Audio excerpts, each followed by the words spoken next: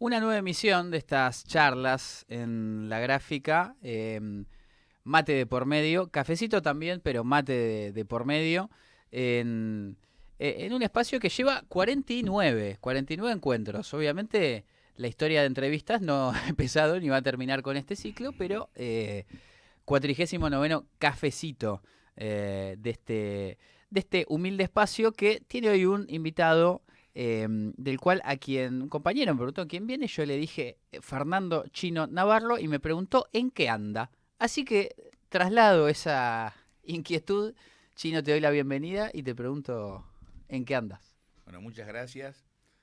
Te comentaba fuera del aire que hace mucho que no venía Radiográfica, una radio compañera, una radio integrada por hombres y mujeres que la pelean para que esta radio esté de pie. ¿En qué ando? Sobreviviendo, aprendiendo, tratando de entender qué pasó. A mí me preguntan a veces algunos compañeros o vecinos o personas que me conocen, me preguntan cuál es la salida. Le digo, mira, tengo más preguntas que respuestas y dudas que certezas. Pero yo venía con un proceso crítico de la política en el sentido de los partidos, las agrupaciones, nuestra práctica, nuestra militancia, sobre todo en el plano superestructural y formal de quienes ocupábamos cargos institucionales, lo que te implica una renta, los que somos sin querer o queriendo terminamos profesionalizados en la política. Uh -huh. Lo que llamó la casta. Lo que denominó acertadamente Milei la casta, más allá que fue la izquierda española la que dijo la casta hace unos años, pero no importa, acá pegó, entró como un tiro, un pelotazo al ángulo. Yo hace varios años que venía en crisis que se agudiza en el 2016, porque cuando vi cómo había perdido Hillary Clinton en Estados Unidos, en qué estados había perdido, me di cuenta que la crisis no era del peronismo, del kirchnerismo, era general, había una crisis estructural de los partidos populares, más allá que la crisis, la derrota nuestra en manos de Macri no es un problema ni de Hillary ni de la globalización, es un problema de los errores que cometimos nosotros en ese proceso, para que una expresión política como la de Macri nos ganara. Y bueno, la unidad del 2018-2019 que se construyó trabajosamente y se expresó en la candidatura de Alberto, debo reconocer que me generó por unas semanas un entusiasmo de que podía cambiar y que yo era muy pesimista y mi realismo era más pesimista que otra cosa. Al tiempo me di cuenta que no había cambiado nada, que iba a pasar lo que tenía que pasar. Hablas de semanas, o sea, muy rápido ya viste sí, que... yo me decepcioné rápido. Cuando empezó la campaña y me senté en la mesa en representación del espacio que Alberto, porque estaba el espacio de Cristina, que era el Patria y la Cámpora y otros compañeros, estaba el espacio de Sergio Massa, que era el Frente Renovador, y Alberto era una cosa híbrida, porque Alberto no tenía agrupación, éramos algunos que nos habíamos encontrado con Alberto en el 2017, él fue convocado por Randazzo como jefe de campaña, yo no lo veía hace un montón de años, bueno, ahí me reencontré y me amigué nuevamente porque estaba peleado con Alberto. Toda esa mesa estaba peleada en algún momento otro, con Alberto. Yo estaba muy peleado, me había peleado incluso en un programa de televisión que Alberto me esperó para pelear, porque le gusta pelearse, se quería pelear. Al final se aburrió de esperar porque tuve mucho tiempo y se fue. Y bueno, terminó la elección y terminó la campaña, terminó la gestión del 2023. Yo le dije a Alberto, bueno, te voy a acompañar hasta el 10 de diciembre porque para mí, nosotros como organización, yo militaba en el Movimiento Evita, organización a la que quiero, a la que respeto, a la que valoro. Me fui en buenos términos, no me fui en problemas ni con Emilio Pérsico, ni con nadie. El problema lo tengo conmigo y con la política en general. Con la política en general y conmigo. Yo decía que nos teníamos que ir la conducción de Levita en fin del 2020 al llano y dejar la fuerza en el frente para no que nadie creyera que estábamos abandonando la gestión, pero que teníamos que tomar distancia. Lo volví a plantear fin del 2021 y ya fin del 2022 irte era como tirarte, viste, como una rata que se tira del barco, nos teníamos que quedar. Claro. Y nos hundíamos en el barco y que fuese lo que Dios quería. Sabiendo, en mi caso, que que la derrota era lo más razonable y que nos esperaba a fin del camino. Además, vos creo que terminaste como secretario de Relaciones Institucionales. Sí, empecé como secretario de Relaciones Parlamentarias y después en el 2021 le planteé al presidente: no te soy útil porque Claro. no soy un buen interlocutor para los compañeros que conducen, sobre todo los bloques en senadores y en diputados en aquel momento. Con Sergio Massa nunca tuve ningún inconveniente. Y bueno, inventamos otro espacio y punto. Así que estoy en el llano, trabajando en el mundo privado. Armamos una consultora con un grupo de amigos, conocidos, con los cuales estoy construyendo una amistad, todos muy diversos, todos han votado distintos candidatos en el 2023, así no pensamos parecido. Y bueno, y cuando hacemos encuestas, asesoramos empresas, estamos tratando de armar una fundación para que sea muy diversa, para intentar aportar de cara al 2031, porque creemos que el 2027 el que gane va a ser un presidente o presidenta de transición, le va a tocar conducir un proceso crítico grave, serio. Sí. O sea que soy libre de decir lo que se me dé la gana, no tengo que... Antes hay cosas que la tenía que disfrazar porque estaba en una orgánica y tenía que ser coherente con los compañeros, a veces daba un debate yo y perdía, entonces tenía que expresar, más que yo era un poco el responsable, digamos, de relaciones políticas, si podemos decir, de Levita, tenía que expresar lo que Levita pensaba, no lo que yo pensaba. A veces se me escapaba algo y después me reputeaban. Entonces ahora estoy tranquilo, digo lo que quiero o no digo nada, no estoy obligado a decir nada, puedo decir no sé, no quiero. Claro. Y estoy muy tranquilo. Muy tranquilo, muy triste por la situación que vive el país, pero conmigo mismo tranquilo, duermo bien. Siento que no le debo nada a nadie, ni nadie me debe nada a mí. Hablo en términos de la política.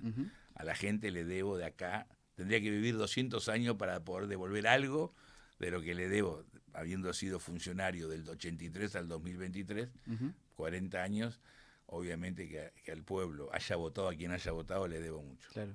Chino, hablamos algo de eso fuera del aire y lo involucro ahora en la charla, que es esto que decías. Se puso muy en crisis, muy en discusión el que, entre comillas, vive de la política, tuvo cargos, tuvo espacios institucionales.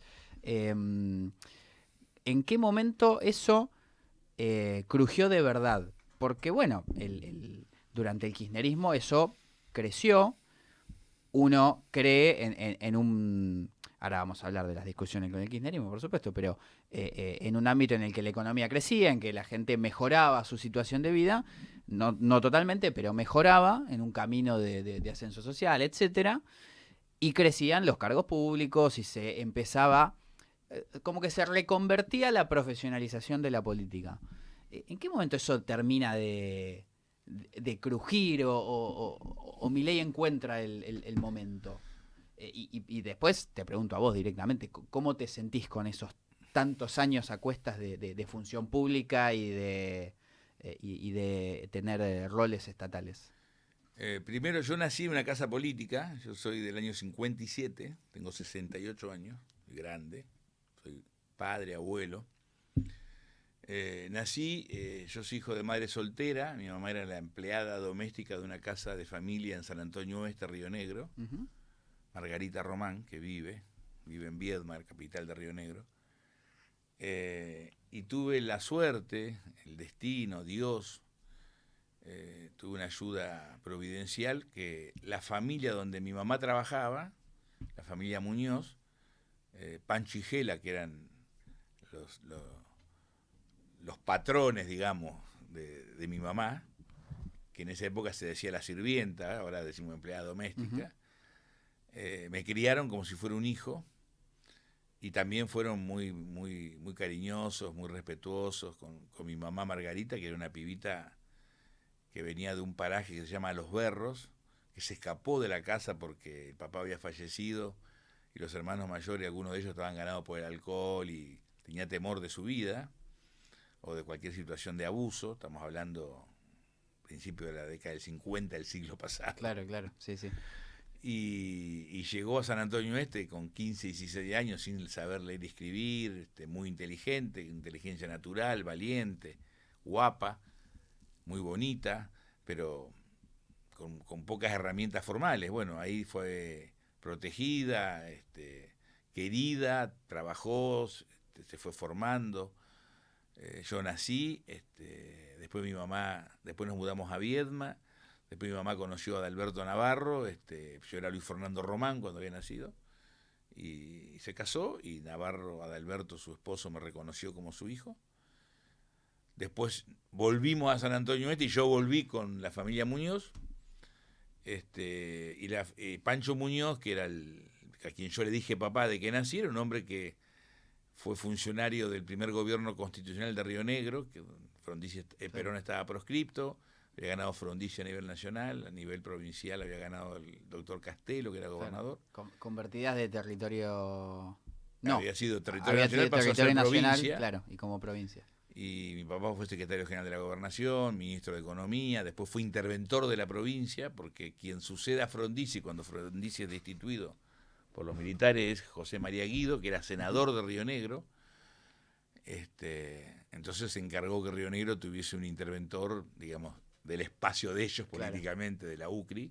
Así que mi papá fue interventor, o sea que yo te quiero decir, crecí escuchando ministros, secretarios, iba con mi papá a la Casa de Gobierno, al Ministerio de Economía, vinimos una vez a ver a Frondizi cuando era presidente y mi papá era ministro, o sea que nací, mamé la política de siempre. Claro.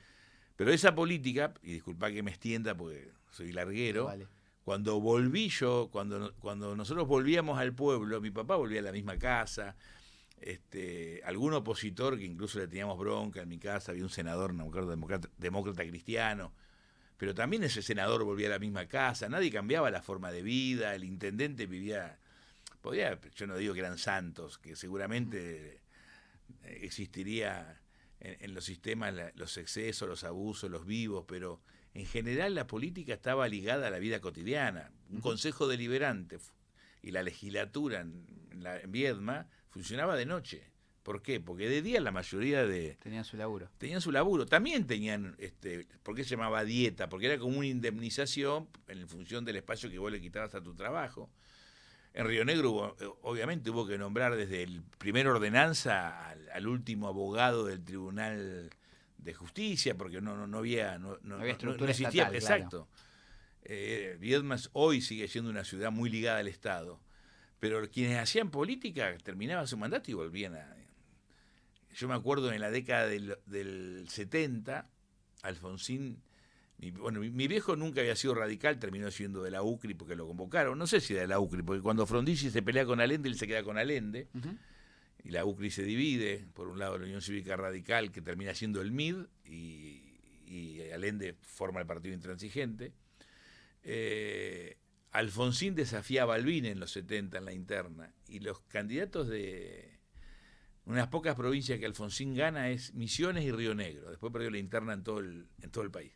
Y en Río Negro el alfonsinismo era fuerte, pero en mi pueblo no. En mi pueblo ganaba el balbinismo y los dirigentes de Alfonsín no tenían para ir a un hotel.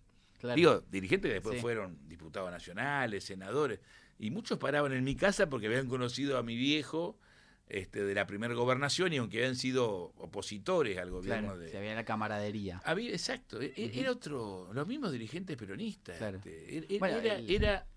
Perdón, agrego esto porque si no parece que estamos viendo Argentina Año Verde. Por supuesto existía la violencia, había estado el golpe militar, la fusiladora. Los 70 no fue fácil, ¿no? Nosotros vivimos la Trelew, después la llegada de Perón a la distancia con todo lo que implicó en Ezeiza, digo, era una Argentina rara. Por un lado tenía violencia, por otro lado tenía menos pobre, por un lado creías que íbamos a hacer la revolución socialista y después vino la dictadura del 76, pero la política todavía, el político podía andar en la calle, ir a un teatro, iba al restaurante, paraba en la esquina con el vecino. Eso se fue perdiendo del 83 para acá, gradualmente.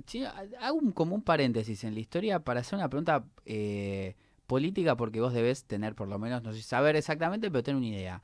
Esa disputa de radicalismo, que era Alfonsín-Balbín, un poco expresaba el nivel de antiperonismo también, ¿no? Era, bueno, Balbín, el histórico abrazo con Perón, luego las palabras de un amigo, un rival despide a un amigo, y luego en el 83 y con el triunfo de Alfonsín en el radicalismo, como que se termina de instaurar lo que hasta hoy existe, que es un radicalismo profundamente antiperonista, donde las expresiones más populares son menos antiperonistas, quizás son más marginales. Un poco es esa la madre de las batallas. No creo.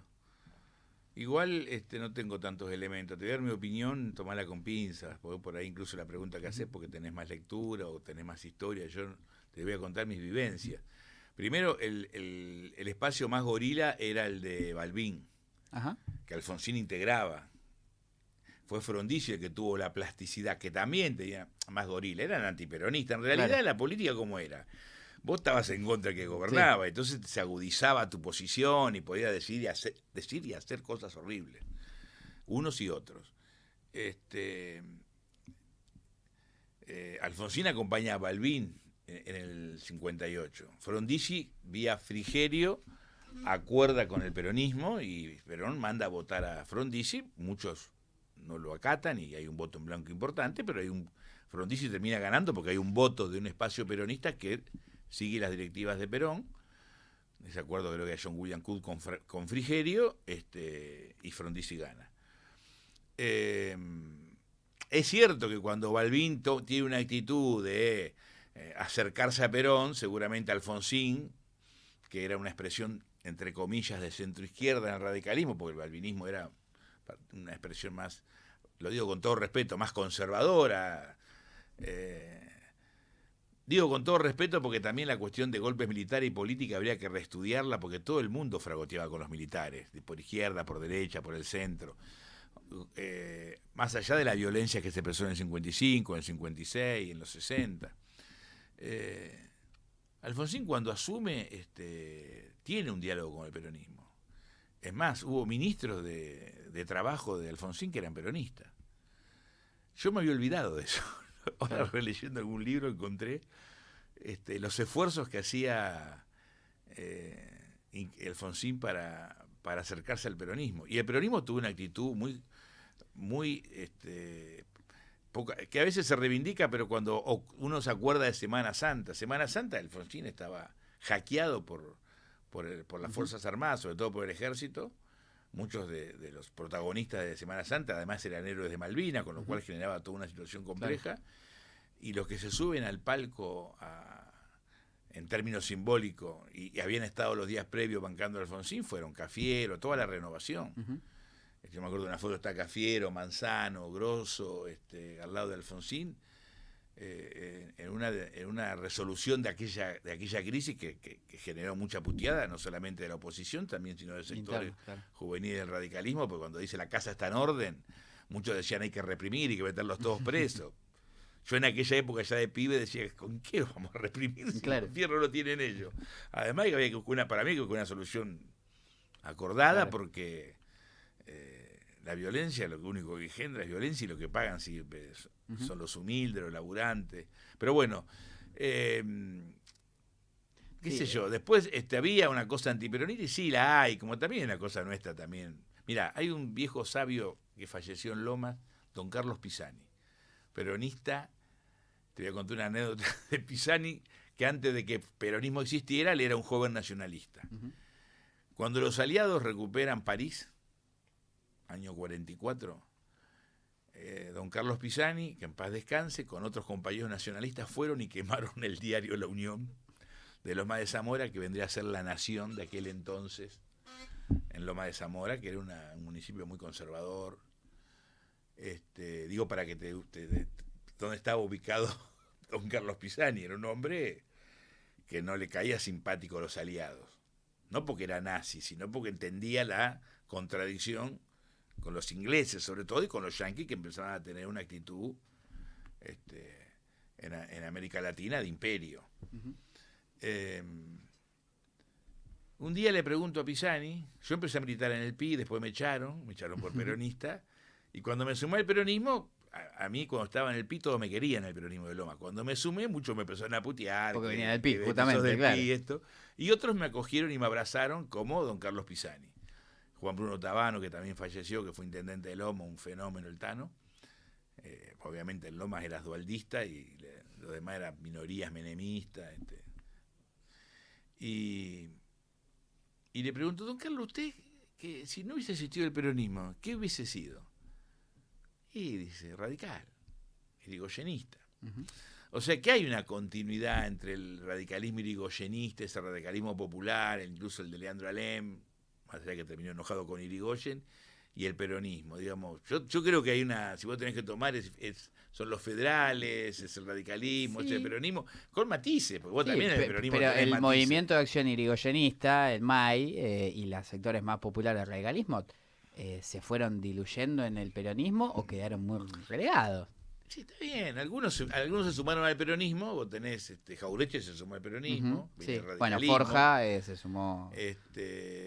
Muchos Claro. dirigentes importantes radicales se sumaron al peronismo y otros se quedaron en el radicalismo. ¿Qué sé yo? Yo a esta altura, entre las cosas que aprendí estos 2 años, que a mí no me importa si sos peronista, si sos radical, si sos hincha de Boca. Bueno, vos sos de Gimnasia. Tenés que tener valor para gestionar Ujú. o para desenvolverte en la vida, en el Eh, mundo político. ¿Dónde pones Tenés que ser entonces? sensato y no chorear. Esos 3 valores. Después todo lo demás es verso. Si sos más peronista, menos peronista, si cantás la marcha más fuerte, si fuiste radical, si sos del Partido Comunista, si sos liberal. Aprendí eso, sobre todo en los 4 años de un gobierno que yo integré, que me hago cargo, con un tipo que era mi amigo y es mi amigo como Alberto Fernández, pero que fue muy malo. Fue muy malo. Chino, si haces ese ejercicio que mencionabas recién, esos 3 valores, ¿viste el juego de las caritas que vas tirando? Este es colorado, bueno, bajo en todos los colorados no tiene bigote, bajo a todos los que tienen bigote. Si vas punteando que cumplan con esas 3, ¿hay menos? ¿Cada vez más? Qué sé yo, raro. Porque primero, lo que yo encontré en el gobierno, yo trabajé siempre en el Consejo Deliberante de Loma, después fui 8 años concejal. Después tuve un interview que fui, no sé, secretario de qué, asesor de lo otro. Hasta que en el 2005 volví a ser legislador provincial, ya Néstor Kirchner presidente, Felipe Solá gobernador. Y fui diputado, lo que me da vergüenza decirlo, pero en un momento estaba contento, después me pareció una locura. 12 años fui diputado. No puede ser 12 años diputado. 3 mandatos No consecutivos. puede ser.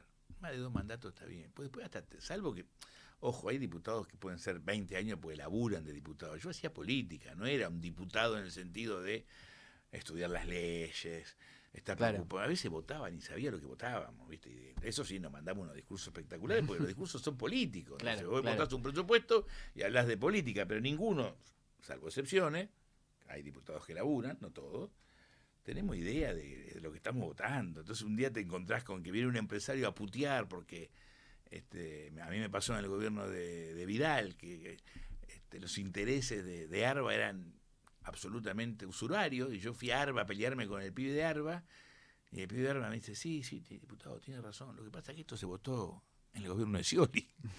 Claro. Yo lo había votado, ¿entendés?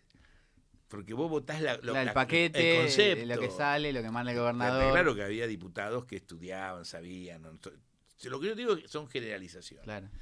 No, y además, el que había visto eso no tenía mucho lugar para decir, no, cambiemos esta parte. No, Entonces, lo que ¿viste? tendría que ver es una estructura política que haga política, Ujú.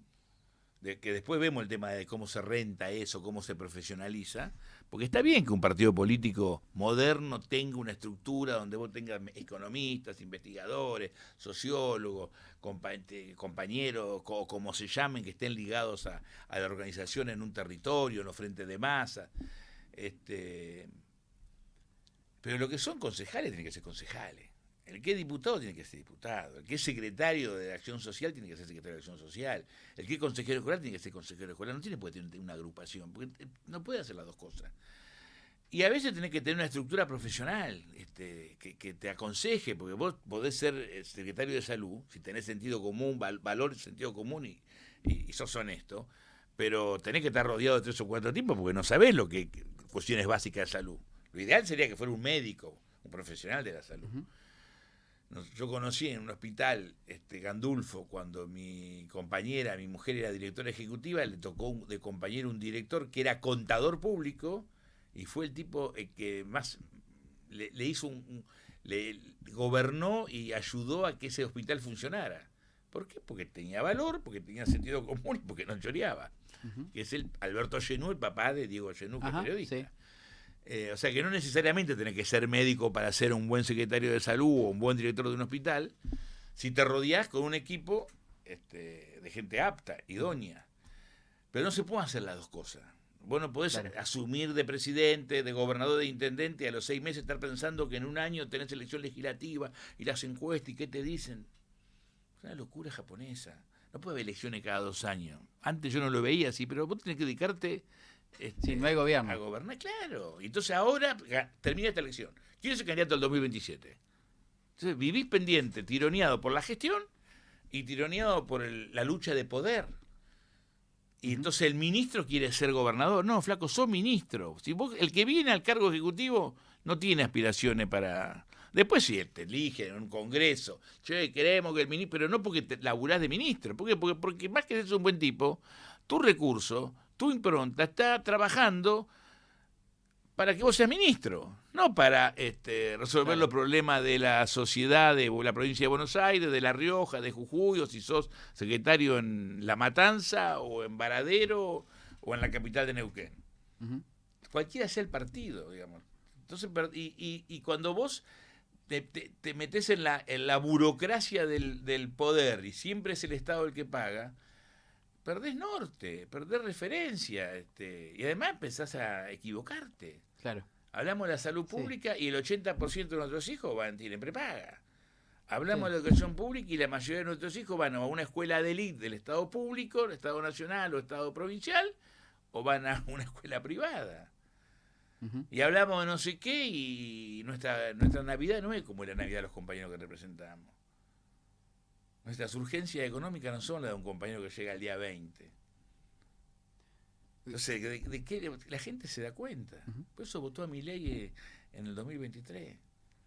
La gente no es tonta, idiota, estaba enojada. Gracias a Dios yo digo que votaron a Milei, porque en otro lugar no hubiesen sacado a patada en el orto por la calle. Claro. Pues yo hice campaña, yo subí un tren a hacer campaña. Subí un colectivo, iba a la puerta de un hospital. Pero en la campaña, después nunca había ido, a veces iba un tren, pero casi nunca tomaba un tren. ¿Por qué? Porque tenía un auto oficial. No necesitaba el tren. Estaba acostumbrado como que me correspondía ya. ¿Por qué? Porque había tenido la suerte de cuando entré en la Cámara de Diputados, Felipe Solá, que estaba medio loco, me puso presidente de bloque. Entonces me tocaba un auto, con una persona que manejaba. Bueno, ahora que volví a redescubrir el subte, que cuando vine a estudiar a Buenos Aires hace un montón de años tomaba el subte o los colectivos, el 50 para ir a la cancha de San Lorenzo cuando estaba en Avenida La Plata, descubrí que existe otra Argentina. Y así todo sigo teniendo tics o reflejo de un tipo de la nomenclatura, ¿entendés? De la burocracia mal entendida, porque hay una burocracia bien entendida. Vos tenés profesionales en el Estado que valen la pena, porque estuvieron 20 años, porque estudiaron, porque son profesionales, porque aprendieron en la práctica. Dejalo que ejerzan. No vengás con 14 amigos asesores que ninguno sabemos nada. Claro. Y que queremos discutir de la ideología como se resuelve un caño. ¿Y cómo pensás esa transformación? Es decir, no te pido una solución, una respuesta mágica, pero pensás en un camino en el cual el militante que inicia y se forma ya se forme pensando de otra manera. ¿Pensás en algo más virulento? Tipo, bueno, muchachos, se acabó la joda, aunque sea diputado, concejal o lo que sea, vas a tener tu sueldo y nada más, y tenés que laburar. Y ¿Cómo pensás ese cambio? Por un lado está bien que si vos sos funcionario tengas un ingreso Sí, acorde, porque no, además, creo que... a mí esas discusiones no me van mucho en el sentido. El ministro tiene una reunión, tiene que tener un auto para ir, digamos. Si vos listo. sos verdulero, plomero, arquitecto, ingeniero, productor de un programa de radio, conductor de un programa de radio, tenés una aplicación y manejás un auto, y además militás, y te eligen y sos diputado, está muy bien que cobres tu sueldo de diputado y que cobres bien. Pero vos vas a ser un mejor dirigente si varias horas no cuando ejerces un cargo que tenés que dedicarte full time, ¿no? Si vos te designaron para ocupar un espacio municipal, profesional nacional, dedicate full time y está bien que estés bien pago. Por supuesto, en proporción a lo que ganan también los laburantes de tu ministerio, de tu área. Y debería ser parejo, en general, en todo el Estado, ya sea de cualquiera sea el nivel. Pero vos como militante o como dirigente, en la medida que tengas un cable a tierra, que es atender tu consultorio, o tu estudio jurídico, o tu verdulería, o tu negocio, o tu almacén, o cuando sos plomero y vas a hacer un arreglo domiciliario, tenés más autoridad y tenés mejor feeling y timing de lo que pasa en la calle que alguien que está todo el día de las 8 de la mañana a las 10 de la noche haciendo política, donde además no hacemos 14, 16, 18 horas de política, porque también nos pasamos perdiendo el tiempo como hacemos todos en algún momento. Sí. Entonces yo lo que creo es que tenemos que ser personas comunes, que desarrollemos la vida como hacen millones de argentinos, y que cuando nos toca, porque elegimos militar, porque uno elige militar. Yo cuando entré a la política, me designaron secretario de bloque de concejal en Loma de Zamora. A fin de mes, habíamos asumido el 10 de diciembre del 83, a fin de mes, no me decían chino todavía a mí. Che, Fernando, andá que te llaman en secretaría, y me dieron un recibo. Yo me enteré que cobraba. Y te repito, había nacido en una casa donde mi viejo había sido secretario, ministro, no es que venía del llano. Era un ámbito. Y mi viejo, gracias a Dios, nunca me habló de plata. Yo nunca supe lo que era el valor del dinero. También tenía todo resuelto. Cuando vine a Buenos Aires, mi papá me pagó un departamento, pagaba la facultad, yo iba a El Salvador, y era muy austero con la guita y me dejaba un poquito de guita. Después vivió conmigo unos meses para ir al cine. Mi gasto era ir al cine, a la cancha de San Lorenzo, no tenía mucho más gasto que eso. Pero no. En mi casa nunca hubo ostentación de guita. Mi hijo compró un coche en el año 67 y estuvo el mismo coche hasta que, qué sé yo, dejó de manejar mi viejo por un problema de edad. Claro. Pero eran así, no mi viejo, la mayoría, el 90% de los tipos que hacían política, cualquiera sea el color. Entonces, lo que yo planteo, que tenemos que ser personas comunes, que ocupemos espacios institucionales importantes, pero sin dejar de ser personas comunes. Podemos manejar nuestro auto, no necesitamos... También si no, el presidente... Bueno, hay determinados cargos que yo entiendo, porque hoy con el celular es verdad que vos vas laburando. Claro. Es verdad que yo a veces en un viaje hago 18 llamadas, 14 mail, 17, lo que sea, que se labura. Claro. Entonces vos por ahí necesitas una persona, lo comprendo. Pero no después el sábado para ir a ver a mi hijo que juega al básquet. No, mi hijo, o manejo yo o me voy en colectivo. Sí. No, y además ahí para mí también falta un pedacito de tiempo ahí, que es un tiempo de lectura y formación. Que hoy cuando vemos a los... Que uno, digo, si es militante, quizás ya lo tenga relativamente incorporado por gusto, por interés, pero y que si no, también tiene que estar medianamente obligado a leer. Estoy de acuerdo. Digo, no me quiero poner maestro Ciruela, pero no, porque si no parece una boludez. Lo que estoy diciendo es que tiene que haber una proporcionalidad entre mi forma de vivir, por más que tenga un sueldo importante yo, y cómo viven las personas que yo represento. Chino, te meto en un lío. Vos sos un ávido declarante, o lo eras, no sé, este retiro, si te da... Entiendo, supongo que no lo has perdido. Pero quizás se resumen lo más explícito, y en los últimos años, ni que hablar el gobierno de Milei, pero en los últimos años y en el gobierno del Frente de Todos, lo que quedó en la tapa de la revista que expresa esto que estamos hablando fue lo de Martín Insaurralde en un yate. Bueno, vos tenés una historia política en Lomas, él también, intendente. ¿Quién es Martín Insaurralde? ¿Cómo pasó eso? Y la gente va y lo vota, y el tipo tenía cargos y concejales y aparece en un yate. Y era, no sé qué cargo, creo que era ministro o algo. Jefe de gabinete. Jefe de gabinete. Me cuesta hablar porque yo soy amigo de Martín, pero soy amigo del año 2000, cuando lo conocí. Y después nos tocó vivir en el 2003, si vos recordás, Néstor era candidato apoyado por Duhalde. En los hechos, el dualdismo, un sector votó a Néstor y otro sector votó a Menem. En Lomas de Zamora había un sector importante que votaba a Menem, y Jorge Rossi, que era el intendente que le había ganado una interna a Osvaldo Mercury, al dualdismo, digamos, a Chiche Dualde, etcétera, etcétera. Nosotros integramos esa lista y el acuerdo era: vos tenés que comprometerte a bancar la campaña de Néstor en abril del 2003. La interna en el peronismo había sido en febrero de ese año. Y Martín era el secretario de Jorge Rossi. Ganamos la interna, hizo una gran, creo que la mejor elección de Buenos Aires, o la segunda la hicimos en Lomas, donde Néstor sacó mayor cantidad de votos.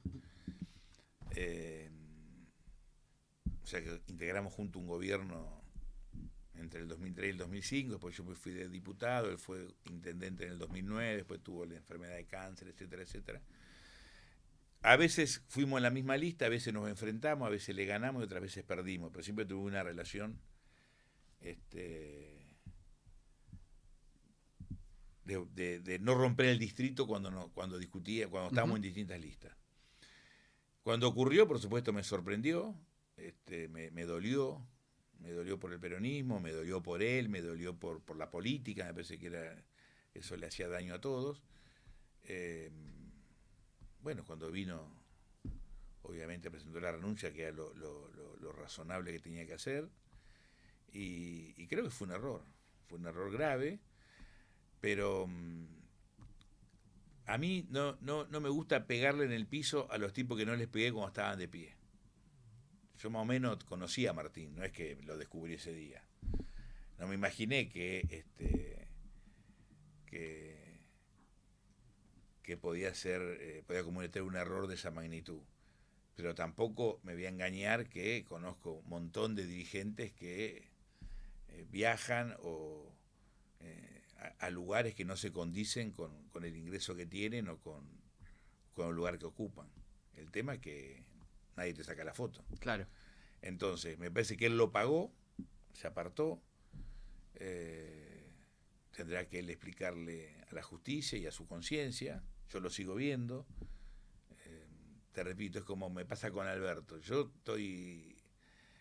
soy muy crítico de la gestión de Alberto. Pero como las cosas que tuve que decirle a Alberto se las dije antes que asumiera y durante su gestión, hoy puedo seguir siendo amigo de él, y no voy a putearlo ahora cuando no lo puteé cuando era presidente. Claro. Y como con Martín me enfrenté políticamente y no lo puteé públicamente, no me voy a prestar ahora que está fuera de la cancha. Pero ese tipo de cosas, como tantas otras cosas que aparecen, son las que nos hacen daño, son las que nos quitan credibilidad. Y después otras pequeñas cosas. A lo mejor yo nunca me subí un yate, o Juan Pérez nunca se subió un yate, pero desarrollamos una acción política distante de la sociedad, de nuestras bases, de nos voten o no nos voten. Te repito, que yo me subo a un tren un mes antes de la elección, el vecino que toma el tren en Constitución, claro, me conozca o no me conozca, dice: si este gordo yo no lo vi nunca, ahora viene a hacerse el bonito a traerme la boleta de masa. Uh-huh. O me paraba en la puerta de la arquería y alguno que dice: este hijo de puta nunca lo vi acá. Claro. Entonces no es un tema, podemos personalizar, podemos nombrar a todo lo que se te ocurra. El tema es que es más fácil estigmatizar a uno y buscar el chivo expiatorio, entonces todos le pegamos a ese y ninguno se hace cargo del problema. Además, cuando más lo puteás parece que sos mejor. Uh-huh. Me parece que eso no ayuda. El tema es que seamos distintos todos en la práctica. Y es un proceso. Por eso te decía, yo estoy tranquilo, duermo tranquilo, estoy bien con la decisión que tomé y no siento que en la política no le debo a nadie. Y siento que nadie me debe nada. Pero sí siento que le debo mucho a cualquier vecino que me cruzo, no de la provincia de Buenos Aires, porque además fui 4 años funcionario, fui secretario, claro, de Estado de un gobierno nacional. ¿Te imaginas? Claro. Secretario de Estado. Uh-huh. O sea que si un tipo me putea, ¿qué le voy a decir? ¿Me voy a enojar? A lo sumo le pregunto al señor: mire, no me molesta que me putee. Sí, no me gusta que me putee, pero ¿por qué me putea? Yo trato de hablar con todo el mundo, los que me putean, los que me ponen mala cara, obviamente, hay mucha gente que me saluda, que me pide una foto, mucha, perdón, algunos, porque tampoco soy famoso. El hecho de haber ido a la televisión en algún momento te hace... Sí, reconocible. Recién venía con porque me atrasé, te comenté fuera del aire, tuve que tomar un taxi porque calculé mal la hora, y resulta que el chico me había traído hace 2 años, no sé a dónde, y nos pusimos a hablar, bueno, uno tiene que tener la humildad de bancarse que alguien te putee, sea compañero o sea un tipo que haya votado a Milei y lo vuelva a votar. ¿Por qué? Porque nosotros tenemos más responsabilidad. Yo conozco dirigentes que se llenan la boca del pueblo y cuando están solos dicen, estos hijos de puta nos traicionaron, no nos votaron, con todo lo que le dimos. ¿Qué le dimos, flaco? ¿Qué eso? ¿Papá Noel? No le dimos nada, le debemos, si le dimos algo, le debemos el doble, el triple. Entonces, se perdió esa cuestión de la política que teníamos, si querés, hasta mediados de los 80, principios de los 90. En algún momento nos fuimos apartando, quizás con Néstor y Cristina parecía que recuperábamos, pero no nos dimos cuenta que jugábamos a la política entre un patio. Y cada vez éramos, digamos, hacer un acto, cuando hacíamos acto adentro de la Casa Rosada, y lo digo con la mejor buena leche, porque yo he participado y uno quería estar cerca. El tema es que no nos damos cuenta que había 48 millones, 48 que estaban afuera. Claro. Y no solamente no estaban, ni queríamos que estuvieran, sino que ni se enteraban. Claro. No, que además, hasta en lo visual... Perdón, nosotros en el Evita hacíamos acto y llenábamos cancha, pero ¿quiénes éramos? Éramos un grupito de compañeros en función de millones de gente que estaba empobrecida. Y muchos de esos compañeros a veces iban por inercia, porque los llevábamos, no porque la gente fuera boluda, sino porque decía, bueno, vamos, sí, compañero, el micro. No había un real convencimiento o convicción porque estábamos ahí. No todos, claro. Porque hoy en día, el otro día hubo una marcha, el 7 de agosto, y el Evita, a quien han puteado mucho, el gobierno de Milei y también el kirchnerismo, en el gobierno de Alberto, por ejemplo, llevó 12.000 compañeros a la calle, que vinieron todos caminando, en tren, no había micro, no había nada. Claro. Bueno, yo estoy orgulloso de eso, yo no integro el Evita, pero me pongo muy orgulloso. Pero también me pongo muy orgulloso que venga un compañero con una bandera y 5 compañeros atrás. ¿Entendés? No es un problema de cantidad, porque ¿qué es dirigente? El que dirige gente. Y vos vas a un club en el fondo de La Plata, en el fondo de Varela, fuera de Comodoro Rivadavia, al costadito de Jujuy Capital, y hay un club donde hay 28 padres y un montón de pibes corriendo atrás de la pelota. Y hay alguien que lo conduce, que lo coordina, una mujer, un abuelo, un muchacho, y se juntan unos manguitos para darle la merienda a los pibes, hay que pagarle los pesos al árbitro cuando viene el sábado a dirigir, y cuando va de visitante hay que alquilar un colectivo o poner algunos autos para llevar a los chicos a jugar, y hay que comprar las camisetas, y uno no tiene zapatilla. Esa persona que conduce o coordina a esos 18, 20, 30 padres tiene mucho más valor que un tipo que es secretario de la municipalidad o ministro y dice acá, es dirigente de las pelotas. Ese tipo se va de la municipalidad o se va del gobierno nacional y el ordenanza ni lo saluda, le daba bola porque era ministro. Entonces, nosotros mismos en la política hemos bastardeado el concepto de dirigente. Dirigente es dirigir gente, no ocupar un cargo. Vos podés ser ministro y no tenés obligación de dirigir a nadie. Lo que tenés que ser es un buen ministro. Claro. Nadie te pide que hagas agrupaciones, ni que te saques selfie, ni te hagas el político. Primero sé un buen ministro, después si sos político, bárbaro. Chino, tomo todo esto que acabas de decir y te pregunto, cuando te pusiste frente al espejo y te dijiste todo eso a vos, ¿cómo te sentiste? Mal. Pues yo soy parte de eso. Esto que yo te describo, no es que yo soy ajeno. Yo he cometido esos errores. ¿Y cómo? Y lo más grave, que era un pelotudo que no me daba cuenta. ¿Y cómo tardé 10 años en darme cuenta. Digo... ¿Y qué hacemos con eso? Es decir, ¿qué le decimos a lo que están empezando? Che, no se olviden, fórmense bien porque no hagan lo que se viene haciendo. De un día para el otro no se va a cambiar, pero... es un proceso. Y tampoco es lo que yo digo la verdad. Yo digo pero lo que a mí me pasa. Mi experiencia es mía. Tiene que ver también con cuestiones mías no resueltas, tiene que ver con mi historia, con mi infancia, con mi viejo, con mi mamá, con un montón de cosas. Cada uno tiene su historia. Lo que sí sé es que para poder cambiar este proceso, que lo vamos a cambiar, porque nuestra sociedad, a veces yo te encuentro con un compañero y dice, no, porque estoy bajoneado. Digo, flaco, vos estás bajoneado. Bueno, andá a Constitución a las 5 de la mañana y sentate ahí en un banquito, llevate un termo y un mate, y aguantaste hasta las 7, tomate un mate, tomate unos cuantos mates. Mirá la gente que viene a laburar. La gente tiene menos posibilidades, menos perspectiva. Se tomó un colectivo antes de subir al tren. Y viene a lo mejor viene a buscar el mango, no es que viene por un salario. Muchos vienen a buscar el mango. A construirse día a día. Y a lo mejor la noche anterior los pibes no morfaron. Y ella no morfó porque tuvieron que morfar los pibes. Y te encontrás con gente de clase media, no es solamente los sectores empobrecidos, que es un abogado que camina todo el día para ver si consigue un caso, o si cobra, o una boutique en el lugar más paquete de Caballito que entraron 2 personas a las 3 de la tarde. O una cafetería que entras y no hay nadie, claro. El mozo lo está mirando al cajero y el dueño está desesperado. O sea que le pasa a todos los sectores sociales. Y sin embargo, al otro día están de vuelta. Al otro día están en la trinchera. Y le ponen la cara a la crisis. Entonces, de ahí va a surgir algo nuevo, tarde o temprano. Yo a veces digo, el 16 de octubre del 45, Jaureche, Scalabrini y sumale 10 pensadores más, ¿sabían que venía Perón al otro día? ¿Tenían idea que el pueblo iba a venir caminando o que ya estaba caminando esa noche para el 17 de octubre llegar a la Plaza de Mayo? No sabían, porque los fenómenos populares los construyen los pueblos. Por supuesto puede haber alguien que lo haya visto teóricamente antes, ¿no? Jaureche se paraba en un cajoncito de cerveza con D'Alessandro, que le tenía el cajón de cerveza en Florida, a hablar en la década del 30 y decía cosas que no se paraba nadie a escucharlo, estaba loco. Bueno, él decía cosas, como también en el Evangelio San Juan el Bautista anunciaba que venía un Mesías.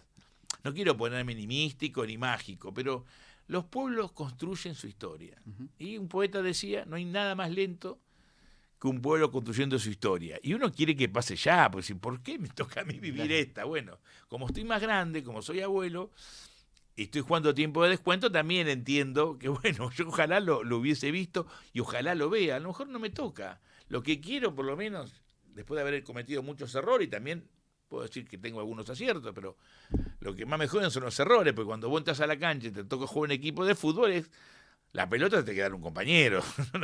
Tratá de patearla para adelante. Si te hace 2 o 3 goles en contra, decís, claro. No, salvó 2, el arquero atajó 2. Bueno, para eso está para atajar, flaco, pero se comió 4, dio 2 rebotes.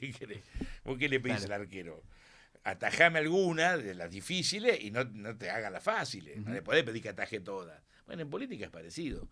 Pero yo confío en la gente, confío y se va a dar.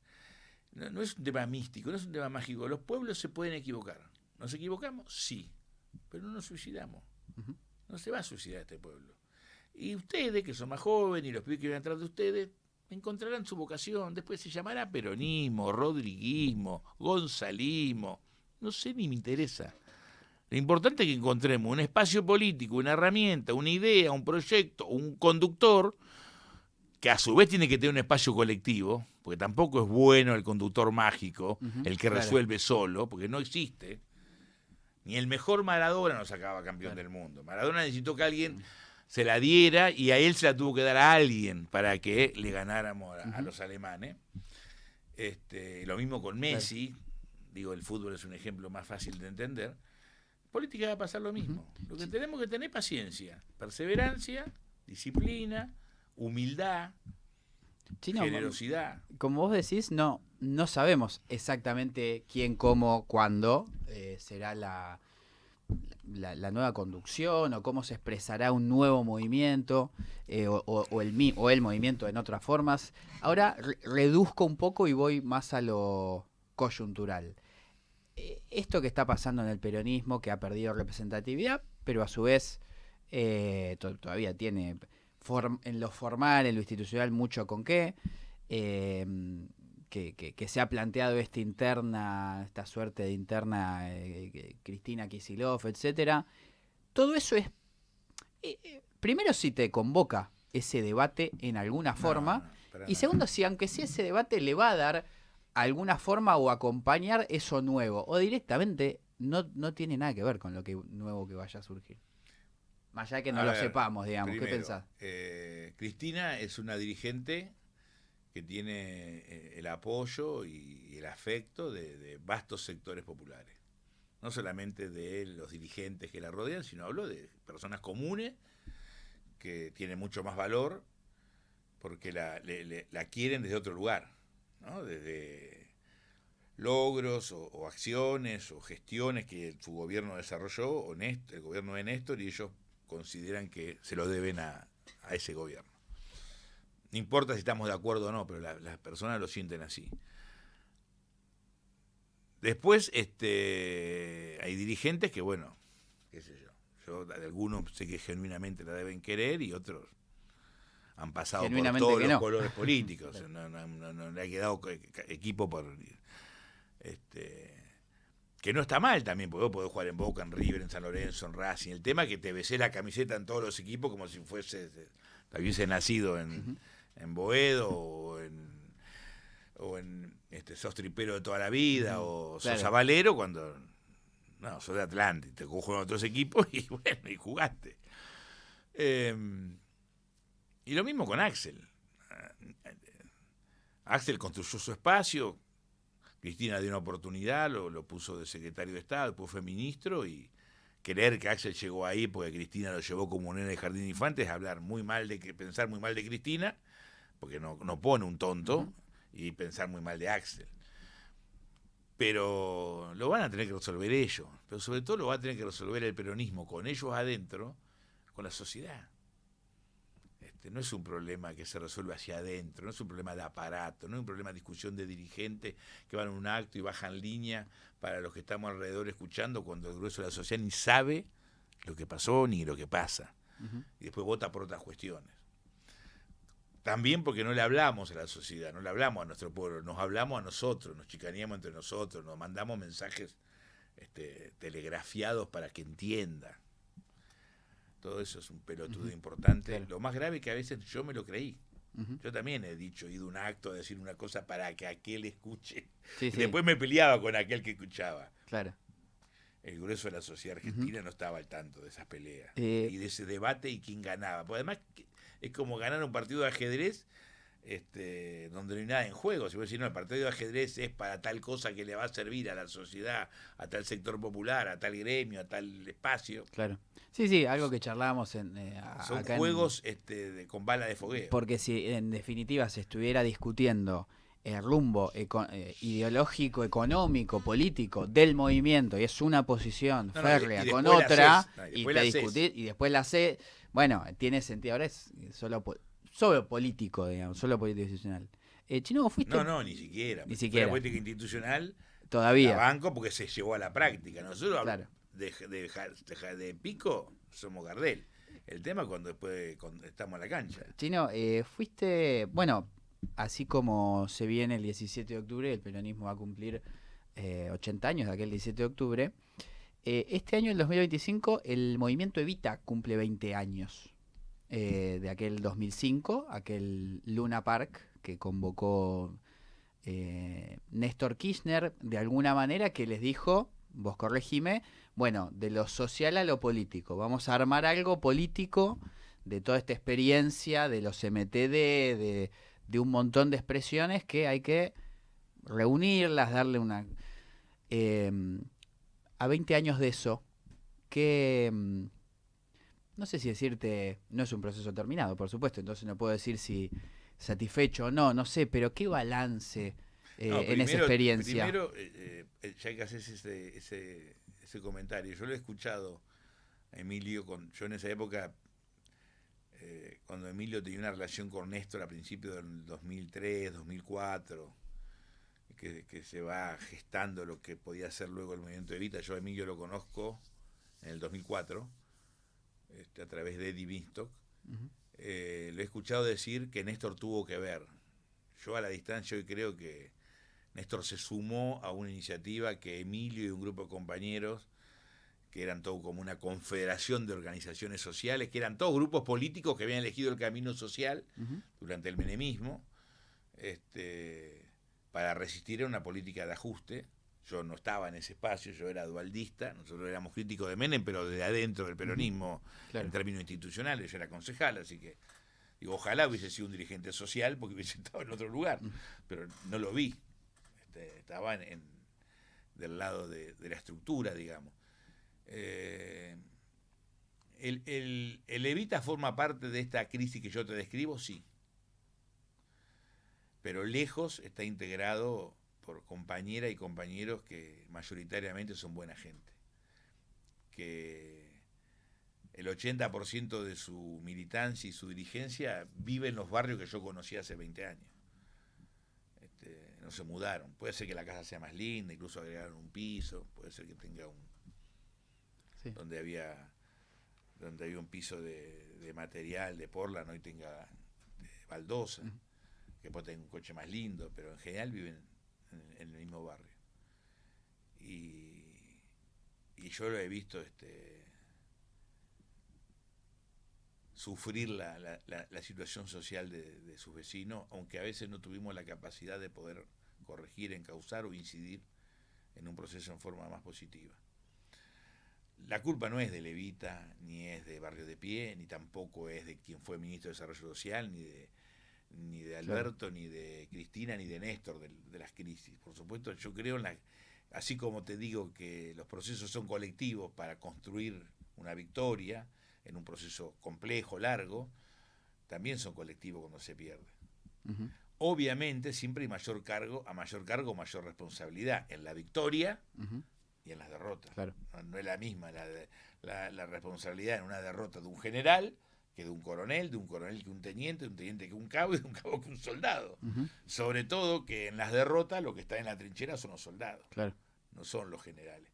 Y está bien que el general, te repito, vos lo protegés y digo, no, ni se te ocurra, vos allá, flaco, porque vos tenés que salvar. Claro. Vos tal vez necesitamos vivo entero, uh-huh, porque no vamos a perder, por eso mismo, como vamos a perder, nos tenemos que retirar y después volveremos, claro, necesitamos entero.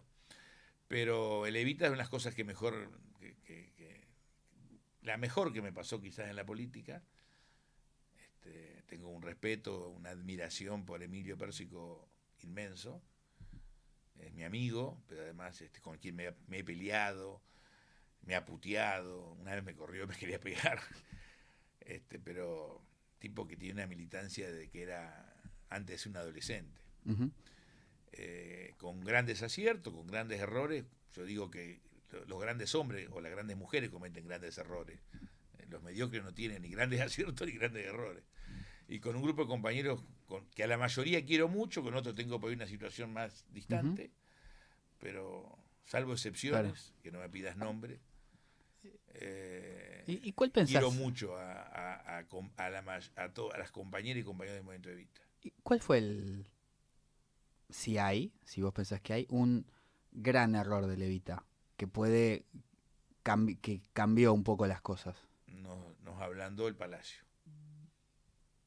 La gran ventaja que tenían las organizaciones sociales en general, el Evita también, te repito, yo venía de la política. Yo fui secretario de bloque en el 83, después fui concejal, y me hago diputado en el Evita, pero yo ya venía, estabas ablandado. Claro, y además había nacido en una casa, claro, donde mi viejo era secretario. Yo llegué, no tenía un año y era secretario general de la gobernación, de una provincia que estaba haciéndose, claro, pero ya mi viejo tenía un auto oficial que era un Bergantín del año 58, 59, pero al año yo ya estaba en 2 años en un auto oficial. Claro. Los legionarios romanos dormían fuera del palacio. Cuando entras al palacio te ablandás. La alfombra te ablanda, el celular te ablanda. Puedes tener celular en cualquier lugar, pero cuando te sentís parte de la nomenclatura, te sentís adentro. Uh-huh. Nos ablandó y nos quitó perspectiva. Por eso hay que reconstruirse afuera. Hay que salir del palacio, hay que salir de los lugares donde hay alfombra, hay que salir de la comodidad del funcionarato, de las conducciones estratégicas, ¿no? Hay que ser más táctico, más territorio. Y el Evita se va a reconstruir como se va a reconstruir Barrio de Pie, como se va a reconstruir. Todas las organizaciones se van a reconstruir porque, digo Barrio de Pie, como puedo decir la CCC, sí, como el espacio de Juan, todos los espacios que están anclados ayer, por ejemplo, había elecciones en Cartonero, 2 listas. Bueno, son compañeros que viven Sí. yo soy ahora no estoy en Loma, ¿no? Pero en Fiorito vos vas y están los compañeros que viven en Fiorito, ¿no? Siguen viviendo en Fiorito, ¿no? Claro. Después, no es que se mudaron. Ujú.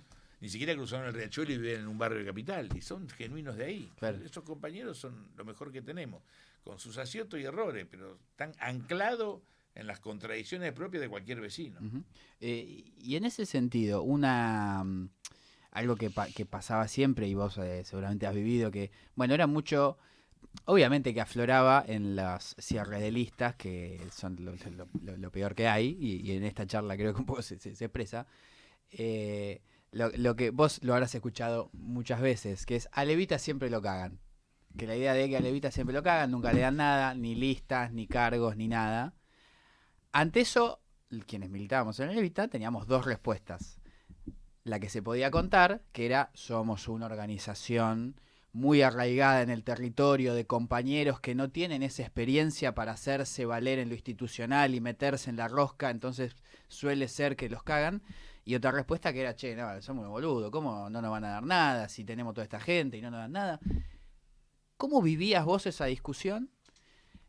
Si tenía sentido, y si, bueno, y si es algo a corregir o no. O sea, corregir es directamente ni meterse en esa discusión. No sé, ¿cómo analizabas vos que, bueno, eras uno de los de mesa política de Levita? Eh, yo creo que las organizaciones sociales para el kirchnerismo éramos el, el, el hijo no reconocido, el hijo putativo o el criado que se mostraba en las fiestas. Viste que en los casamientos, la mayoría al casamiento van a los invitados especiales, o los que te alcanza el presupuesto, pero 40, 70, 200. Después hay otros 200 que están en el atrio, que saludan ahí en la iglesia, pero que no van al casamiento. Pero siempre al casamiento se invita a alguno, ¿viste? Vos te das cuenta, viene con un trajecito que no le entra, una ropa media vieja, prolijo, pintadito, todo, pero no condice con el conjunto del resto de la familia. Porque la política, incluso el peronismo, tiene un componente medio gorila. Salvo Herman, yo no conozco ningún morocho que haya sido ministro. Y que sea medio paisano, menos. No. Y el kirchnerismo yo a veces los cargaba. Le digo, ustedes parecen demócratas de Massachusetts. Son más gorilas, flaco, todo rubio. Pues no pone un negro. Yo que soy muy gordo para hacer tal cosa. Cargaba a un compañero que quería mucho y una compañera que quería mucho. Una cargada donde vos tenías algo de resentimiento y de tu verdad, que no sé si era la verdad. Entonces estábamos para las tareas sucias, estábamos para llenar la calle, para cuando quilombo con el campo. Los cuadros están para la evaluación y el análisis y aplaudir, mucho aplaudidor, mucho obsecuente. Pero la culpa no es del chancho, sino de quien le da de comer. Nosotros también aceptamos ese rol a veces, sin querer o queriendo. Y en algunas discusiones nos iba mal. Levita tuvo diputados provinciales, tuvo diputados nacionales, tuvo concejales, tuvo espacios institucionales. Quizás, si no tuvimos más, fue porque no supimos trabajar adecuadamente. Después, cuando muere Néstor, cambia la ecuación, pero no por un problema de perjudicar a Levita o a otra fuerza, sino que creo que naturalmente Cristina se recuesta en lo que más conocía, que era la agrupación de Máximo, que era la Cámpora. Y yo a la distancia lo veo como razonable. Vos te recostás en lo que más conocés, en el que más confiás. El Evita tampoco era fácil. Razonable, pero equivocado a la distancia, bueno, digamos. Puede ser, qué sé yo. Yo creo que la equivocación fue del resto del peronismo que no supo ganar su lugar. Yo puedo tener muchas diferencias con Cristina, pero si vos te sentabas a hablar con ella, andá y hacer algo mejor, claro. Y discutías, Cristina escuchaba, no era necia. Cristina no es necia. El tema es que hay que tener las pelotas a discutir y decir tu verdad. Y a veces tiene razón ella, y a veces no, pero tenés que discutirlo. Si vos puteás desde el pasillo, ¡ay! Cuando la vas a ver, sí, bueno. Y eso había un montón también. Hace pucherito, bueno, jodete, al piste.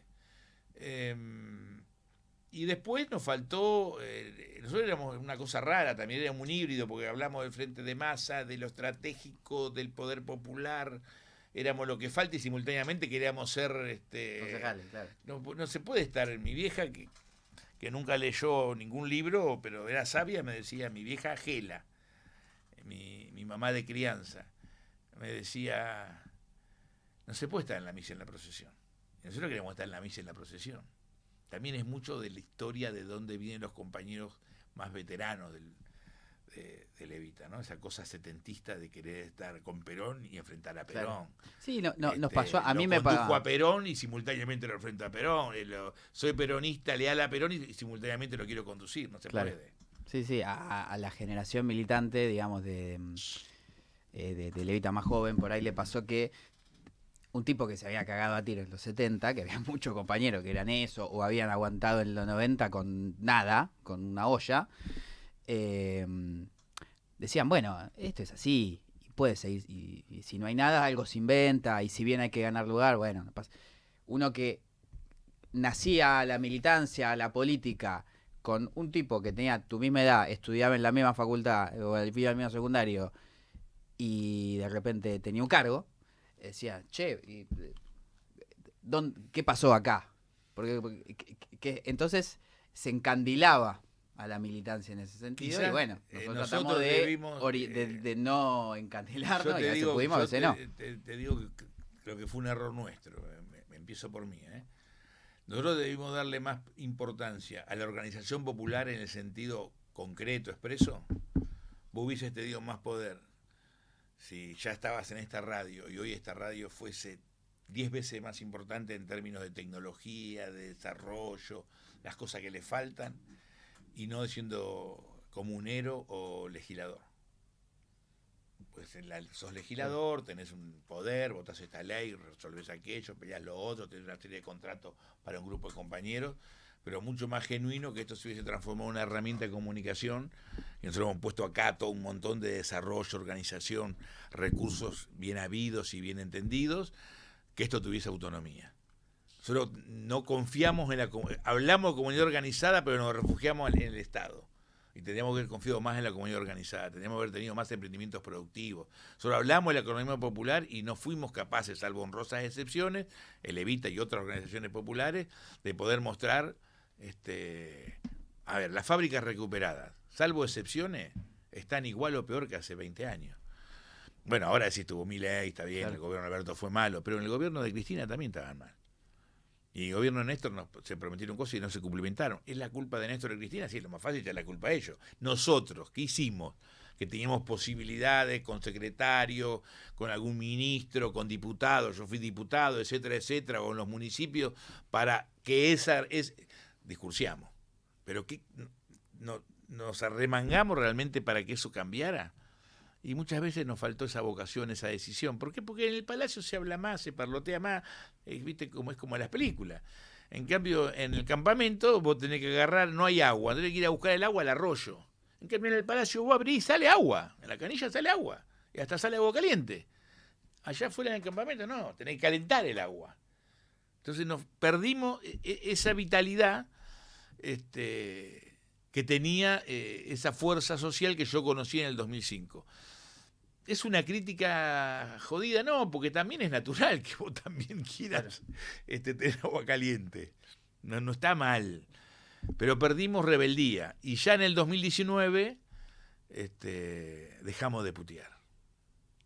Yo lo que no me perdono es haber dejado de putear. Nosotros nosotros nos peleábamos con todo. Nadie se enteraba, ¿no? Ni lo tengo que poder contar. Pero no teníamos distinción de cargo. Puteábamos, peleábamos, empujábamos. Lo tendríamos que haber hecho, pero no en función de quién era concejal, en función de que se hubiese constituido un ministerio de la economía popular o una agencia de la economía popular o un instituto que hubiese tenido recursos genuinos, bien direccionado, con un programa del BID, con una auditoría de un sector que controlara el peso hasta el último momento, porque si no íbamos a caer en lo que caímos. Y después resulta que de adentro del kirchnerismo y después Milei y un montón de periodistas canallas hablaban de la corrupción de las organizaciones sociales. Nosotros aceptamos, queriendo o sin querer, entrar a esa trampa. Uh-huh. Te lo digo porque en algún momento lo discutimos, ¿no? Antes de ser gobierno incluso. que era obvio que si no nos daban una herramienta para tener una autonomía, nos iban a llevar queriendo sin querer íbamos a terminar siendo los chivos expiatorios, ¿entendés? Claro. La culpa de los pobres la tienen los dirigentes sociales. Un país bárbaro ¿no? Te digo, pues se dijo en discurso claro. público. Sí, bueno, recuerdo. Bueno, pues ya está, eso también hay que dejarlo.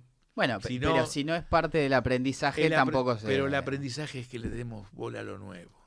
Y los nuevos no tienen que hablar de esto, porque no lo vivieron. Déjalo que claro. En una charla de mamado, un asado, ¿te acordás? Construyamos otras cosas. De esa anécdota. Construyamos cosas nuevas, construyamos anécdotas nuevas, historias nuevas, que démosle lugar y cuidemos a nuestros compañeros. Yo a los compañeros de Levita les digo, cuiden a Emilio. Emilio es una referencia casi única. No desvalorizo a ningún dirigente ni a ningún jefe de ninguna organización social.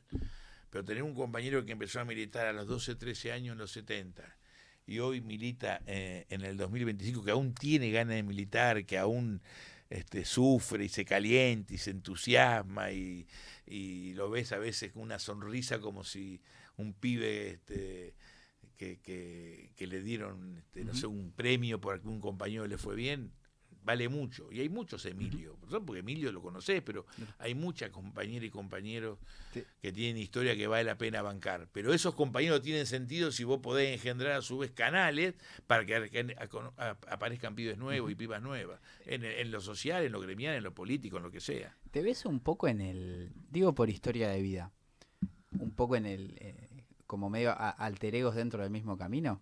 Es decir, bueno, un poco la historia de Emilio, estamos hablando de Emilio Pérsico, no, imagino que se habrá entendido, pero Emilio Pérsico, secretario, no sé si es el cargo, secretario general del Movimiento Evita. Bueno, en una familia también con facilidades y comodidades, y él en su historia militante decidió No. Alter ego que viene a ser, ¿qué quiere decir? No alter ego, es como... vos decías, bueno, yo continué en la institucionalidad política y él fue a plantar tomate. No, Emilio otra cosa. Emilio monstruo. Ni en pedo. Ni bien ni mal, pero no alter ego malo, pero dentro del mismo camino, el Palacio y la plantación de tomate. Sí, Emilio. Y terminaron en el mismo espacio. ¿Sí? Era parte de ese camino, con dos caminos dentro de esa misma ruta. Sí, no sé, yo tuve el privilegio de conocerlo, por eso siempre le agradezco a Eddie Vinstock, un gran compañero, Eddie. Qué sé yo, en Levita, lo que pasa es que hoy hay, ¿por qué te fuiste? Es que es pincha. Y sí, no tiene idea si el fútbol es redondo o cuadrado. Lo sé. ¿Por qué te fuiste? Yo no estoy enojado con el Levita, creo que lo que más reivindico es el Levita, pero también conozco gente de la Cámpora, muy buena gente, ¿entendés? Conozco gente incluso de otros partidos, hasta de partidos que he sido opositor feroz, que en determinado momento te encontrás que es buena gente. O sea, el tema es cuando vos... Lo más fácil es hacer maniqueísmo, el bueno y el malo, el blanco y el negro, el flaco y el gordo. Eso es lo que más le ayuda al que te quiere cagar. Tenemos que construir confianza, tenemos que tener la humildad de abrirnos a otros. Porque lo que viene, yo te dije, bueno... yo confío en el pueblo, pero tenemos que ir hacia un gran acuerdo, pero no el acuerdo que construyó la política del 83 a la fecha, que aunque esté por ejemplo, yo reivindico hoy, lo cuestionaba en su momento, la gestión de Duhalde, el rol de la Iglesia, el rol de Alfonsín, porque salvaron a Argentina de una crisis terrible. Pero fue un acuerdo que llegó hasta la política, llegó hasta la estructura formal, no alcanzó a millones de argentinos que están en la informalidad, más allá que se haya instaurado un plan social o que haya derramado el crecimiento. El acuerdo que tiene que venir ahora es un acuerdo que le sirva al conjunto del pueblo argentino. No solo, porque si vos ves la reforma del 94, ¿a quién le sirve la reforma? Mirá la grande reforma que hicimos. Reelección del presidente. Muy bien. Entonces compensamos con un senador más por provincia. Para que la oposición por minoría, perfecto, eso hace el equilibrio en el Senado. Consejo de la Magistratura, para que la justicia sea mejor. Me cago en 10. Es peor. Claro. Y vos tenés ahí en el Consejo de la Magistratura un montón de personajes jugando un interés. Le dimos derecho a los pueblos originarios. ¿Qué derecho le dimos? A leerse en la Constitución, claro. Porque no le dimos nada. ni le vamos a dar. Entonces, la próxima reforma a la Constitución o las próximas decisiones que tome la política, primero tiene que ser más que la política. O tenemos que meter gente de la comunidad organizada, la sociedad civil, las fuerzas libres del pueblo, como vos lo quieras llamar. Tenemos que meter adentro gente del mundo privado, del sector productivo, del sector servicio, del sector del campo, de la tecnología. No tenemos que tenerle miedo, pues ¿de qué sirve tenerlo enfrente? Construyamos algo parecido, algo similar, y que obvia, que haya el sistema democrático, un sistema que te permite lidiar entre la puja de intereses, porque quieren ganar uno y quieren ganar otro. En el ejemplo que vos das, estos son concejales y yo no, bueno, el tipo que viene del sector económico se la quiere llevar él, claro, y que el obrero gane menos, y vos querés sacarle... Bueno, en esa puja tiene que haber equilibrio, tiene que haber sentido común y un proceso de 10, 15, 20 años para que Argentina vuelva a tener un dígito de pobre. Y después algún día no haya un solo pobre, pero por lo menos empecemos a apuntar a un dígito de pobre, empecemos a tener que el pibe que vaya a la escuela sepa leer y escribir y sepa la tabla del 7, y después tenga la posibilidad de entrar a otro mundo, no que solamente va a ser un obrero de la construcción, sino que también va a poder entrar al mundo digital. Todo en un proceso. ¿Esto qué implica? Que tenemos que ampliar y que el acuerdo le tiene que servir a la gente de a pie, no a la política. No a los dirigentes, no a las estructuras, no a la UIA, no a la CGT, sino al conjunto, no a la iglesia, al conjunto. Pues si no le sirve al conjunto no tenemos destino. Yo confío, como confío en nuestro pueblo y confío en la historia, que se fue muy evolucionando en 5.000, 7.000, 10.000 años, como humanidad, que se va a dar. Pero no se da si te sentás en la puerta a que llueva, no, tenemos que ayudar.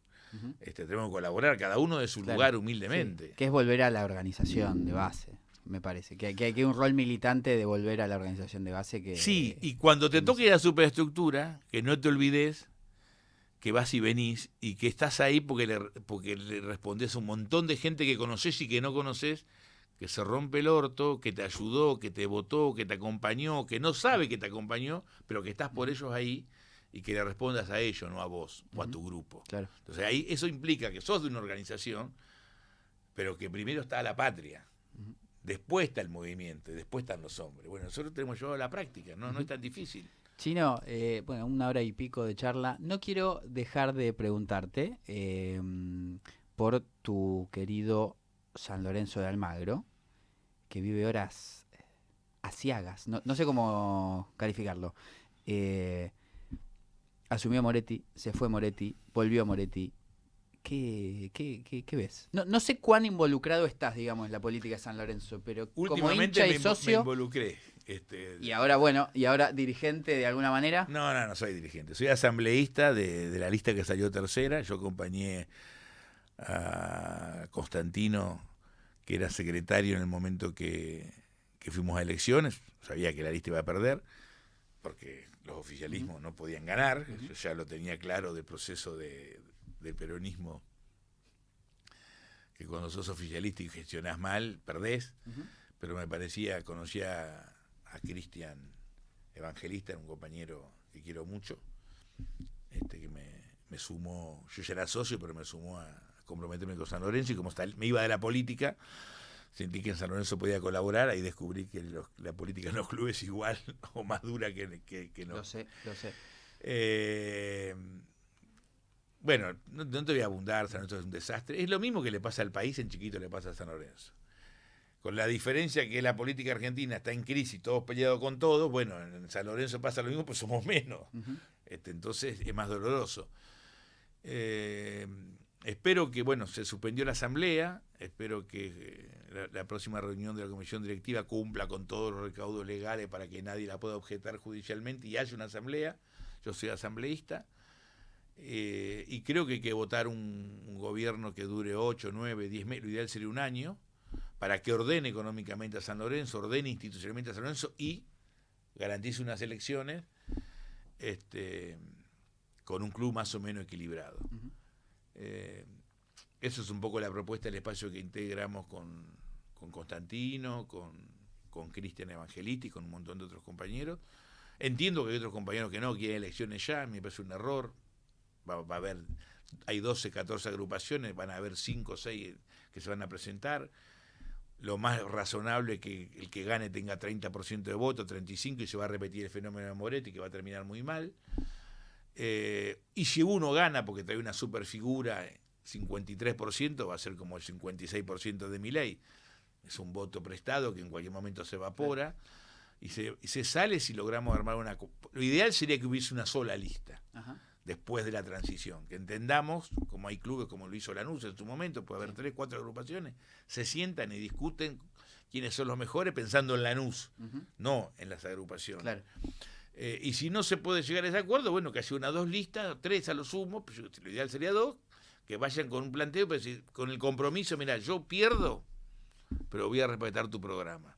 Lo que te pido que vos también me hagas parte del proceso de conducción, siendo que vos conducís. Claro. La última palabra la tenés vos, o al revés, si me toca ganar a mí. Lograr el que pierde acompaña, que es lo que más difícil. Pensando en San Lorenzo, claro. Porque todos somos sanlorencistas, pero todo el mundo, que está primero él, después San Lorenzo. Chino, te tengo una pregunta, porque yo desde que conozco, tengo uso de razón y conozco gente que es hincha de San Lorenzo, había 2 fundamentales aspiraciones.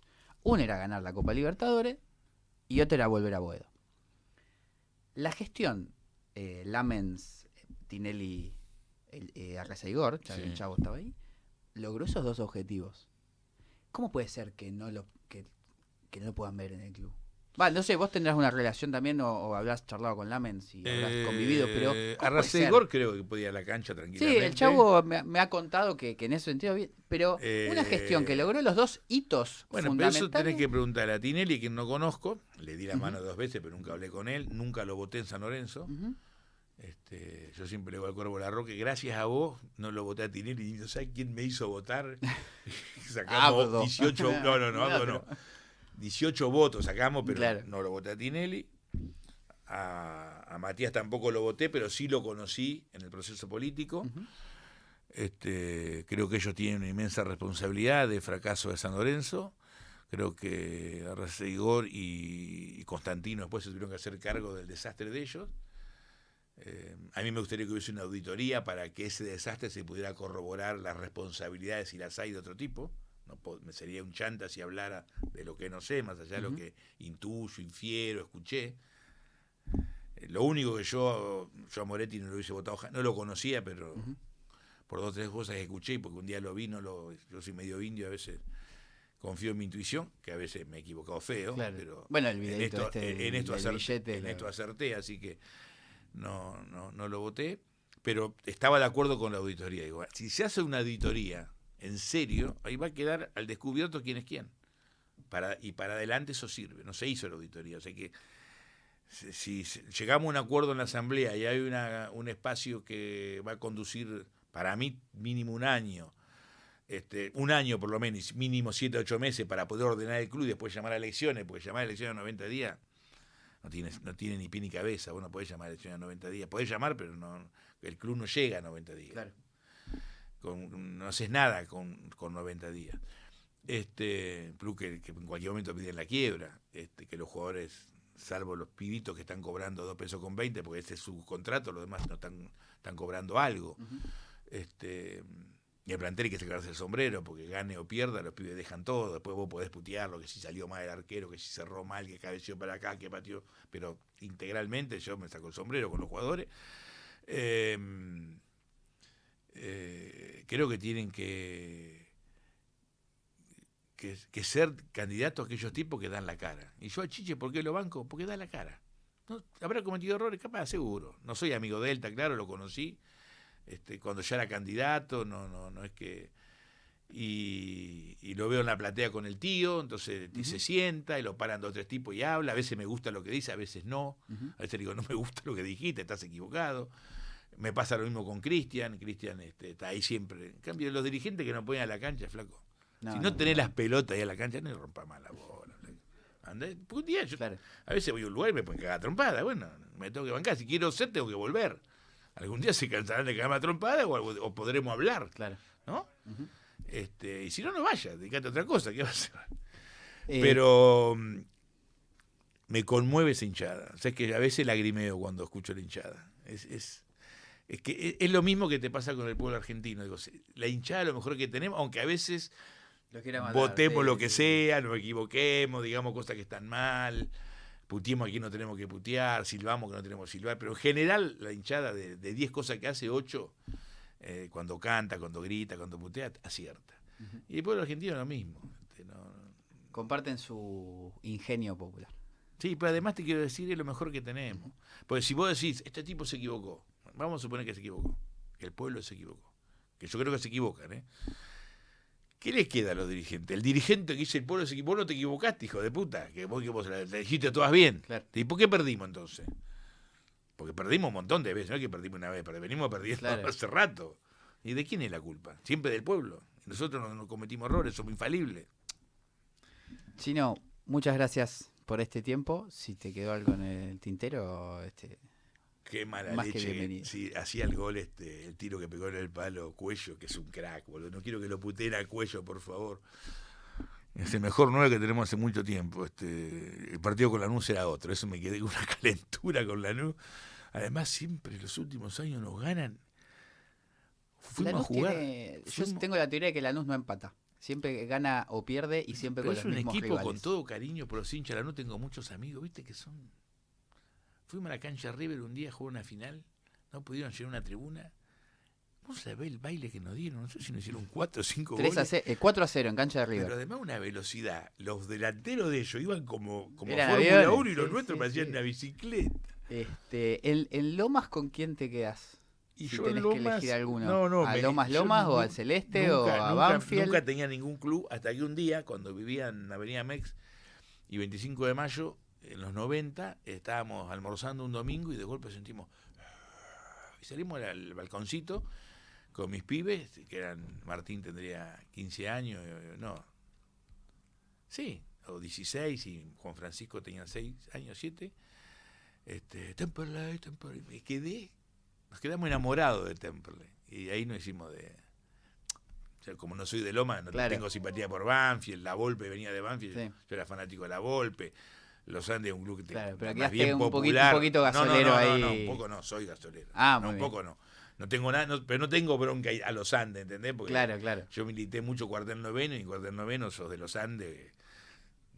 Los Andes tan fuertes como Boca River en cuartel noveno. Claro. Budge, Fiorito, Villa Albertina, Provincias Unidas, Facundo Quiroga. Banfield es un equipo más del centro y por ahí llega un poquito a Banfield al fondo, pero poquito. Y Temple es un equipo rarísimo que va desde el límite de Echeverría en camino de cintura, pasando Sí. hasta el cruce de allá en el Camino General Belgrano, donde se junta Lanús, Quilmes y Lomas. Toda esa franja, porque primero Temple era un equipo de los ingleses, tenis, Sí. natación, todo. George Temperley. Era todo un equipo de cajetilla. Claro. Hoy Temple es un equipo muy policarcista y además mis hijos jugaron al básquet en Temple, sobre todo Juan Francisco, yo jugué en veterano en Temple. Ujú. Temple. Bueno, te digo, es ya, mi bueno, debilidad. no tengo tanto tiempo, pero tenés, en Banfield están los Mariotto. Sí, Tenés sí. a Plaini en los Andes, tenés a los amigos Lechi en Temperley. Lo tenés bastante peronista los compañeros, los Sí, muchachos ahí para sí, charlar de sí. fútbol. No. Además el pibe de Mariotto, el hijo de Gabriel, es un fenómeno ese pibe. Un La verdad saludo. que Estuvo acá Gabriel y lo convocamos a Matías Mariotto. Matías a que- es a que venga. soy amigo de Gabriel, me da un inmenso afecto, cariño. Muchas veces hemos diferido y seguimos difiriendo políticamente, pero es un pibe a quien le doy la espalda, Gabriel. Pero Matías es un crack. Es un pibe porque además va a ser un gran dirigente. Es un gran dirigente, pero va a ser historia, acordate. Chino, muchas gracias por No, este no. rato que te has tomado. Gracias a vos. Dale un abrazo a tu viejo y un abrazo a toda la compañerada de Radiográfica.